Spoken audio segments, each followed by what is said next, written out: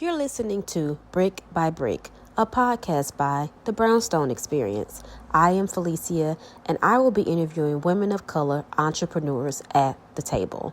We'll learn more about their entrepreneurial journey, lessons they've learned, and tools they use to remain successful. Enjoy. All right, Kim. Welcome to At the Table. Yeah, so now we are going to discuss your entrepreneurship journey. And so, ladies, if you haven't listened to our first episode at the table, Kim and I talked about her business, LAMIK Beauty. And so, welcome, Kim Roxie.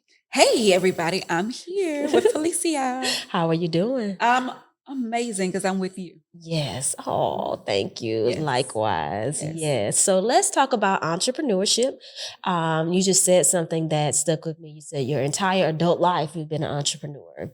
That is really commendable. Is it? Or Yes. psycho? Which Yeah, one? you're a little bit of both. Yeah, a little bit both. Yeah. A little touched. Yes. A little touched, a little bold, a little bit of courage, Yes. right? But a little bit of, a whole lot of faith. I ground myself in scripture when I wake up in the morning. And then sort of refer back to it during the day. And I have some really good people in my life who will send me a nice little text message reminding me who I am, right? Or either something that they'll send me they don't even know I need in the moment that I need it. To me, that's been my thread of entrepreneurship to make it through. And also, entrepreneurship to me means, I don't know another thing you can do where you can actually fail. And it's okay because you took the risk. You tried, you practice, you just, and a lot of other places you get reprimanded. As if failure isn't natural. As if it's not. Yeah. So this just sort of gives me that space to do it in, which I appreciate. Because my daughter, and both of us have daughters, and our daughters are always like giving us messages, right? And giving us words. And my daughter said to me the other day, and it just hit me. She knows what to say to me, when to say it, And I think I was just feeling frustrated. And I might have said something like, what do they think? Or something like that. And I didn't even really go into detail. And then she said, they think you perfect. She was like, you're not perfect. She was like, actually, that's kind of weird that they want you to be perfect all the time. Wow. From the mouth of babies. Okay. Wow. And I was like, right. Yeah. Like let that go, right? Because, even in entrepreneurship too, though, as much freedom you have to fail, sometimes you also can get caught up on, people pleasing and perfection and everything at a certain, all that kind of stuff that starts to go, sometimes toxic in some ways because it can disrupt your life. But yeah. Yes, we jumped right in. Yeah, we did. That tell you how much stuff on my heart and on my mind. Yes, and I'm just so grateful because I know that these conversations will help women who are current entrepreneurs, who are aspiring entrepreneurs, who might be thinking about quitting, who may be starting again, because it can be. I don't want to use the word a lot here because that gives away our power, but it is layered. I'll use that word again. I recently read an article that was talking about how perfectionism masks itself in different ways, right? So we knock it down once it presents itself, and then it comes back in another way. And I definitely think that is applicable to entrepreneurship, and we have to constantly check that box and center ourselves, like Loretta said, right? You're not perfect, and tell ourselves that. So let's go back to the beginning, ladies. We'll get back to the journey, right? Yes. The highs and lows in a moment. But let's start from the beginning, right? What was as an adult, you opened a makeup store. You said 21? Yeah, I was like 21, 22 years old. Yep. Yes. And you had the experience in college at the makeup counter. So that's what gave you the drive, the experience to start in an area where you had expertise. Yeah. And let me say this, to be honest, I didn't have much expertise, right? I worked at a makeup counter part-time while I was in college at Clark Atlanta University. And so I worked in South DeKalb Mall. And I didn't have, I mean, nobody would have told me to go open up a makeup store, except for one woman, who was my manager, who knew I was the top sales producer in the store. And she knew how much, I fell in love with making women feel good about themselves. And she knew I did. I took up everybody's shift. It doesn't matter. Like, somebody needs to be off, I'll take it. I'll work, partly because I needed the money. And then also the part is that I actually was fulfilled by making other women feel good about themselves. And it yielded results. And so expert as far as doing makeup, not so much. Yeah. Expert on doing brows, like that I'm known for now, not so much. But I just knew that I didn't have anything else graduating from college that I did and was successful at while I worked somewhere. So my manager in my store, she said, you could do this yourself. You have your own makeup. And I was like, your own makeup studio? And I was like, I don't know. But I was like, I ain't got no job offer, so that sounds kind of good. I'll take the risk. Yes. I'll take it. And I opened up a makeup studio, and my mom gave me $500, and I saved up $9,500, and that's how I opened up the spot in the mall that they did not even want to rent to me, because they told me I looked too young and I wasn't serious. But I ended up opening up, and that mall went into bankruptcy before I did. So. Yes. So tell me about the experience owning the makeup studio. So what was your core service and products? Yeah, so we did makeup for people who came in. We tried to get them to get their makeup done. We did their eyebrows. That was a big way of bringing people in. Was, in my community at the time, a lot of people were going to nail shops, getting their eyebrows done and getting them messed up, and they would always be complaining about it. So I was like, we can do the eyebrows better. So I started doing eyebrows and hired somebody else to do eyebrows. And, because you said so you hired a team? Yeah. Okay. And we did eyebrows, and then we started doing lashes and doing that. I started making small batches of products and was selling those inside of there too. And what kind of products did you start selling? Well, I'm selling making my own products back then. And so, but I didn't see it, like as a big scale. For me, I had never seen entrepreneurship on the level of what I'm doing it now. So I didn't think that was something I'd be able to do. So for me, it was all about that store. I seen people with hair salons and barbershops. And so I knew I can just do that, have that makeup studio. And so when I started to experiment with products, I met a chemist who had retired from Estee Lauder, and he started showing me how to make lipstick and all that. And so, we started experimenting with these things inside the store, also buying some stuff online and just reselling it inside the store as well, some makeup products. So that's what we were doing. But it was in 2018 that I finally got the bigger vision. So you had this studio for how long? 14 years. Wow. That's awesome. Yeah. That's awesome. So you were in there working. Yeah. And I moved that. Even I shifted that before. I was in the mall for 4 years. The mall went into bankruptcy, truly. And everybody had to leave. And so I ended up getting a standalone space in River Oaks in Houston, which is the most affluent area in Houston. And I got a store in the area. I never used to be in that area, but that's the only place I seen a spot, and it had a good price that I could afford. And I was like, okay, we're going to do this. Yeah. And we stayed there for a decade. And many, many famous faces came through there. And I ran that entire time. And I thought, that was the epitome of what I was going to do. But then I started to have a bigger vision. Sure. So when you moved to the River Oaks area, you expand your team. Did you expand your selection of products? Yeah. So we expanded our scope. So we used to, start doing makeup classes. We allow people actually to host events. So we've raised through that store, I mean, we raised a lot of money for nonprofit organizations. So we would have like a give back component. People would sort of have like this shop and give back component. So due to that, I've raised multiple six figures for uninsured Black women in Houston to get mammograms.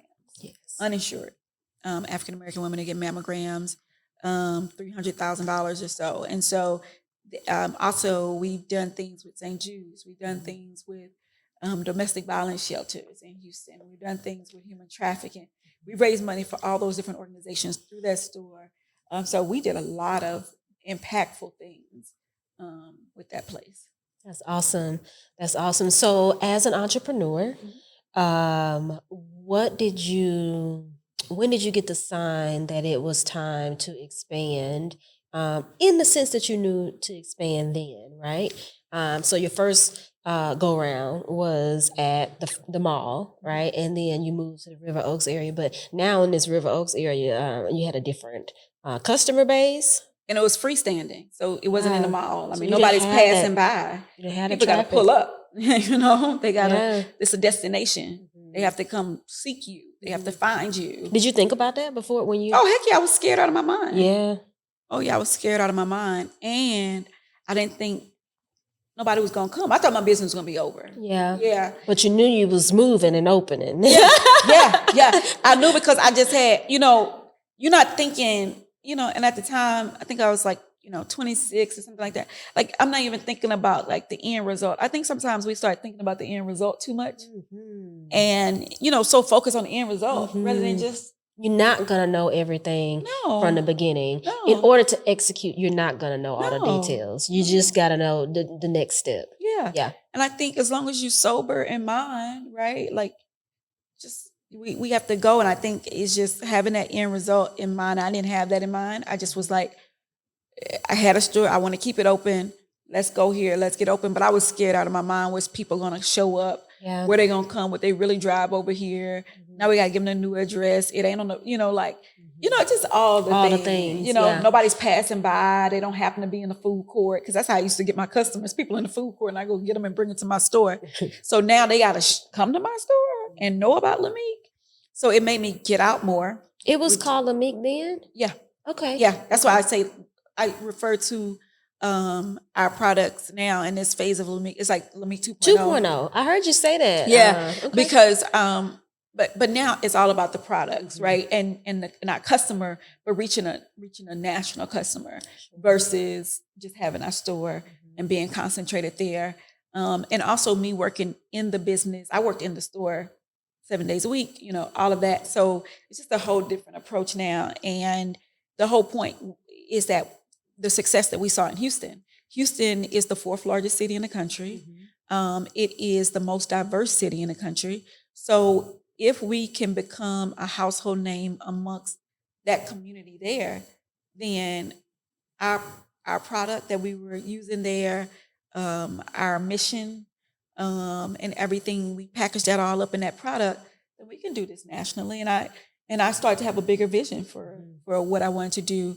Instead of just doing makeup, I had this vision that I wanted, this makeup line to finally be the clean beauty line that we need in the market that's inclusive, and that's giving the right images and accepting women and all of that kind of stuff. And so in 2018, I decided that I would close the store. And again, it was a working, functioning thing. So me closing it down, I had to write a letter to my customers and break it down for them and tell them where I was in my life. Some of them thought it was a nervous breakdown, and I was like, it could be, but it might just be. It might just be. We ain't gonna call it that. Because because in my letter I said things like, I've just got to go see what this more is that God has given me. And so it sounds a little wild, right? Because it's like, so what you say you're doing next? I can't say what I'm doing next. I'm just saying, I know there's more. Let me go find out what that is. When I find out, I'm going to come back and tell y'all, but I got to go do this. Yes. And I have to go do it because also you can wear entrepreneurship as a label of some type of badge of honor, and it can put you in a jail cell. It can put you in a confinement that you start to go based on other people's expectations of you. And they expected me to, to be at that store, and expected me to da da da, and that's not where I saw things anymore. And so I had to accept me, but I had to go find out. But I knew I wasn't leaving them. I actually needed to expand, but I didn't know how to do it.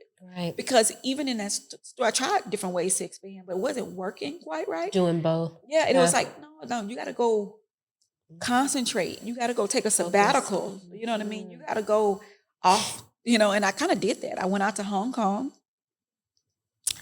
I want to pause because I hear a couple of gems, right? Mm-hmm. So one is trusting your intuition. Huge, huge, huge. We all have it, but you trusted the intuition that there was something bigger. Mm-hmm. And then you planned and prepared to exit. I also hear that the relationship with your customers was so solid that you could tell them, I'll be right back, in a sense. And so building that relationship with your customers is huge. And so I just wanted to acknowledge that, right? To the ladies who are in the middle of a transition, or you're feeling like you need to either pivot your business, shut down a part of your business. Trust that, because the other important piece of what you're sharing is that you prioritize yourself and self-care, right? Because in social media culture, I got a corporate job, I got a side job, we're doing a million things. But you allowed yourself to take that sabbatical, no matter how hard it may be, right? You said it might be a nervous break. It might call it what you want to call it, but I'll be right back. So I think it's really important that we center ourselves. Is one of my favorite just phrases, and really find out what's going on inside, because that is the ultimate purpose of life, right? Don't let this entrepreneurship sort of take over who you are as a person. So so you went to Hong Kong. Become identity, almost like, Or if you make it identity, define what that is, right? And also too, something I heard my friend say today, and it actually was at a homegoing, a funeral service, but she was saying, like, my father didn't transition, he ascended. He ascended, not transitioned out, And so I just think about when we're in moments where we're doing something different, when we're taking a different route, whatever, you could be ascending. I mean, you're moving up. You're not just transitioning, just moving in the same place. You're actually moving up. And so I think that's also something to think about. And other people's perception might be that you're moving down, because I had a store in River Oaks, and I won't say which family member, but I even had family members that, that's like, you're closing your store, like, because I'm sorry. And that looked like, and it was like, they didn't understand. And I didn't even understand. I didn't even have enough. You ever have somebody say something to you that hurt your feelings and you don't have enough to come back with? Yeah. Because you don't have a comeback. You know what I mean? You're just like, and you're sort of like, I don't know. Like, and so you, in that moment, look silly. Yeah. You know what I mean? And I had a lot of those moments in 2018 and 2019 where I looked silly. And I think that's something else, though, because even when you said I prepared and planned, I'm not going to lie, I never think I prepared and planned. In my mind, maybe like in retrospect, you're like, no, Kim, that, da-da-da-da. So I just also want to encourage people who don't identify with that. Yeah. Because I actually don't identify with that, because I think I always look at other people who plan. And I was like, dang, how they do that? Yeah. I don't know what's going to happen tomorrow. Not for real.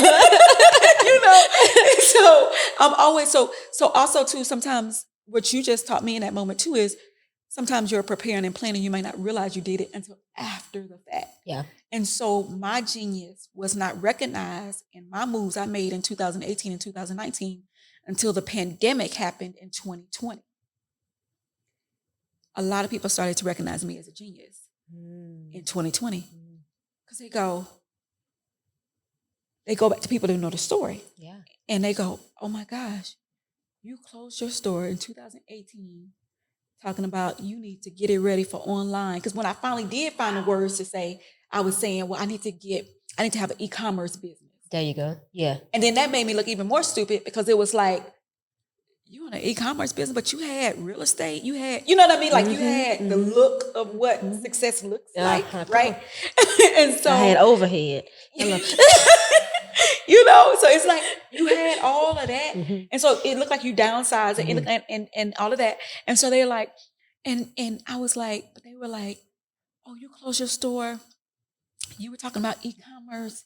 They didn't even know what that word meant back in 2018, a lot of people. And then they were like, oh, you were talking about e-commerce and going online. And then in 2020, when everything happened and everything went to e-commerce, everything. And we had to be 6 feet away from each other. And how can I do anybody's makeup being 6 feet away from them? So people, like that business that I had was going to be an ancestor anyway. You know what I'm saying? Yeah. But what happened is God allowed me to ascend, okay, instead of just transition, okay? And so, you know, in 2020, everybody's looking at me like, you freaking genius. How did you know? Did you know this was coming? And then, to be honest, people started listening to me more.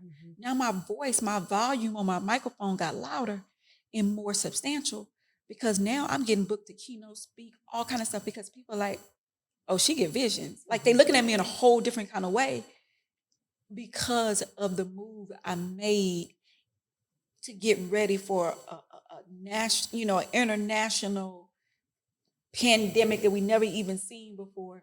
But my business was like ready. So I launched March 2020, did not know a pandemic was coming, and was ready to go full in. And, you know, we are doing what we're doing now because of it. And now when I look back on it, I sort of feel like, you know, we always wonder the stories we were taught growing up, like from Noah's Ark and all of that, you know, and how Noah built that ark and he said it was going to rain. And the people like, we ain't never seen no rain before. What is he talking about? He putting everything on that boat, making that boat, building that ark. And it reminded me of what I was doing in 2018 and 2019. I was like, I'm getting ready for e-commerce. I'm getting ready for e-commerce. And I was doing all the tools. I moved to Austin, left my family in Houston. Shout out to my husband who held down the house. But I would drive to Austin every week. I would sleep in my car if I needed to. Slept on my friend's couch.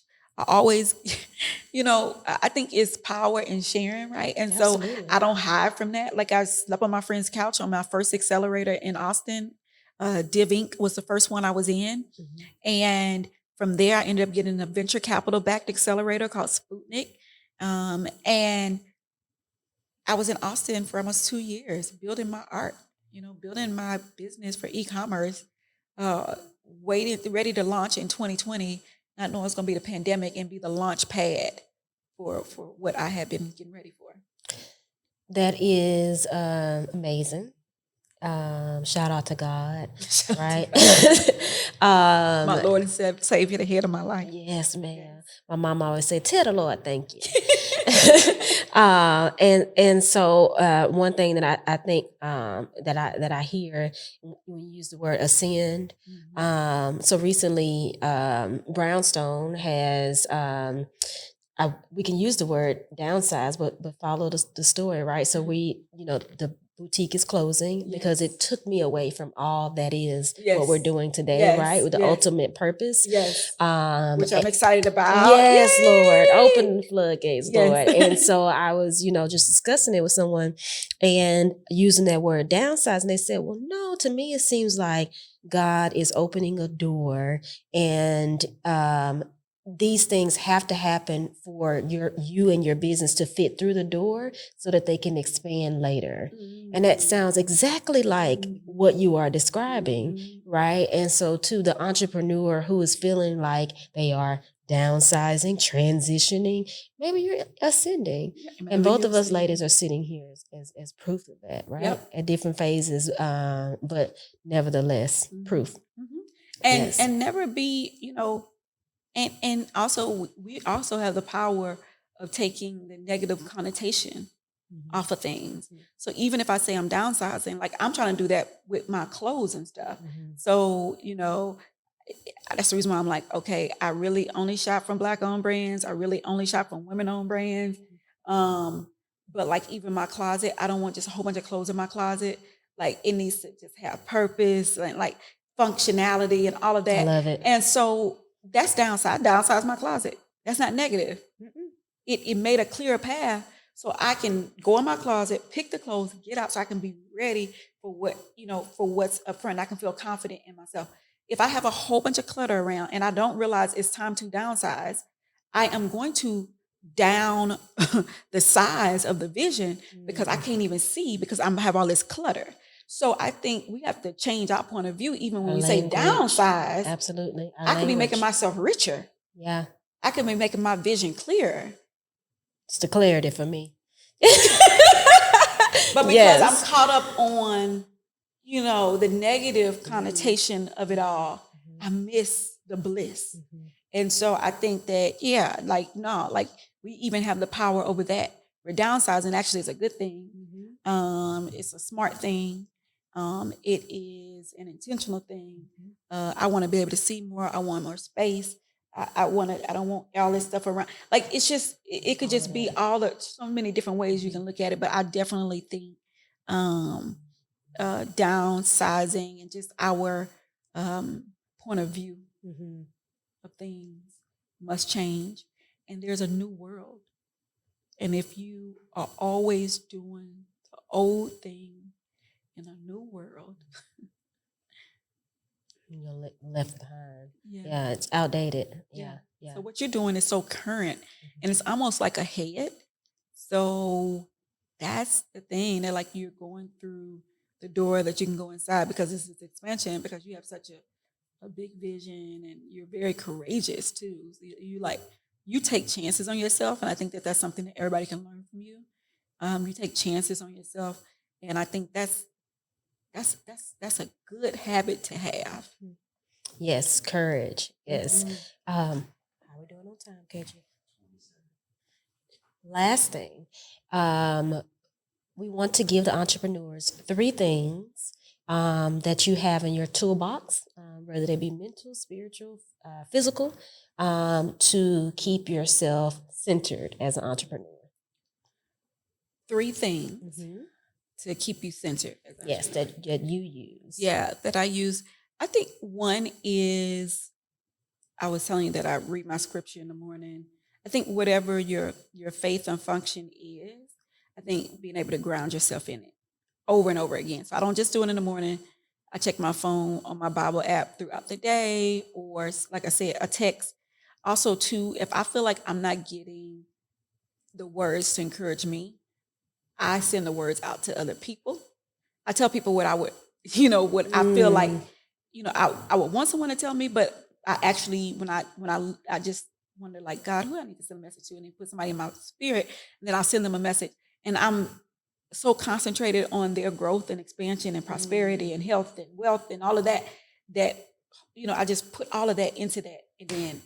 And so that's what I do. Like, I think, staying, with the word and the promise of God in my heart, but then also giving it to others is how I stay centered and grounded. And back to you. For yeah, sure. Yes, it's a boomerang effect for sure. 2, I think that, I look at, don't be afraid of your numbers in your business. I think something else that really grounds me is talking to my accountant. So I think that's so deep, right? I think this is very important. This is real. It's real. So I think that, having that conversation often, like often, more than just you checking your bank account, more than just you making sure, payroll is met, like more than that, like conversations around it, the same way we have a conversation, not because I think sometimes we just pick up numbers like, oh, I want to make this much or whatever the case might be, but like, let's talk that conversation through, profit, maybe this time it's not about profit. Maybe this time it's about, just acquiring more customers or whatever. Or maybe, the vision of what we're trying to do is this, and that's why we're hiring more people, or we need whatever, just conversation, like having real conversations centered around. And I don't care if you're making $5 or 5 million or 50 million or 5 billion, right? Like the conversation with your accountant, your bookkeeper. If you cannot afford an accountant or a bookkeeper, I bet you got somebody in your life who likes to talk about finances and money. Absolutely. And so you can talk with them and have that conversation with them and do that. So I think that that's just something else. That's something early on as an entrepreneur I didn't do. I got no fun out of talking about my numbers because I always felt like I didn't want to make it enough. So I didn't want to talk about it. I don't even want to look at it. I don't want to look at it, actually. So now it's like, I don't care if I have a whatever kind of month or whatever kind of week or whatever, we can still talk about it. We still look at it. We can still discuss it, right? And so I think that that's something else we do. And then third, I would say,